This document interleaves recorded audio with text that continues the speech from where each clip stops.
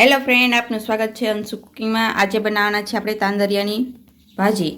આ દેશી તાંદરિયાની ભાજી છે જે વાડીમાં થાય છે। લસણ, ચટણી, હળદર, ધાણા જીરું, હિંગ। તો આપણે આ લસણની આપણે ચટણી બનાવી લેશું અને ભાજીને આપણે બાફી લેશું। બારીને પ્રકાશ પાણી આપણે ગરમ મૂકી દીધું છે। તો હવે આપણે એમાં પાણી થોડું થોડું ગરમ થઈ ગયું છે। તો હવે આપણે અમે ભાજી નાખી દઈશું।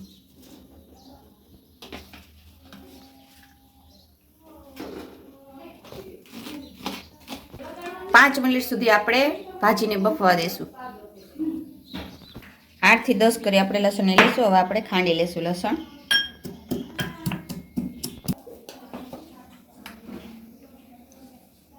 હવે આપણે લસણ ખંડાઈ ગયું છે। તો હવે આપણે એમાં ચટણી ઉમેરશું 3 ચમચી। તમે જેટલું તીખું ખાતા હોય એ પ્રમાણે તમે લઈ શકો। થોડી કમથી હળદર, 1 ચમચી આપણે ધાણા જીરું પાવડર લેશું, 1 ચમચી આપણે મીઠું લેશું। હવે આપણે આને ખાંડી લેશું।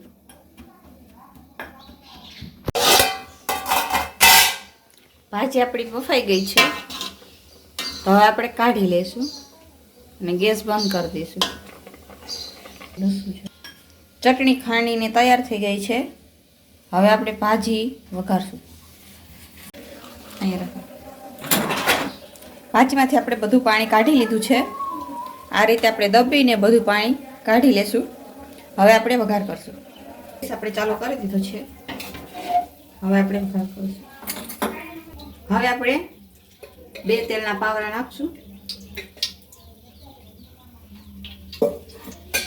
4 થી 5 કરી લસણની નાખશું। આપણે લસણની કરી એકદમ બ્રાઉન થઈ જાય એટલે આપણે વઘાર કરશું। લસણની કરી એકદમ બ્રાઉન થઈ ગઈ છે। તો હવે આપણે અડધી ચમચી હિંગ નાખશું।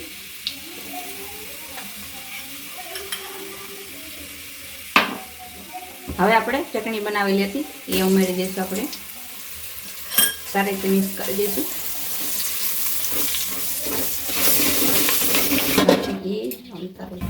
સારી રીતે મિક્સ થઈ ગયું છે।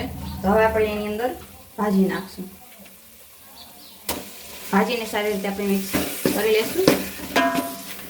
આપણે ભાજીની અંદર જેટલું પાણી હોય એ બધું ભરી જાય ત્યાં સુધી આપણે એને પકવા દઈશું। આ રીતે હલાવતા રહીશું। સારી રીતે આપણે હલાવતા રહીશું। પાણી એકદમ બળી જાય ત્યાં સુધી આપણે પકવા દઈશું। ભાજીમાંથી આ રીતે તેલ છૂટું પડવા માંડે એટલે ભાજી બનીને આપણી તૈયાર છે।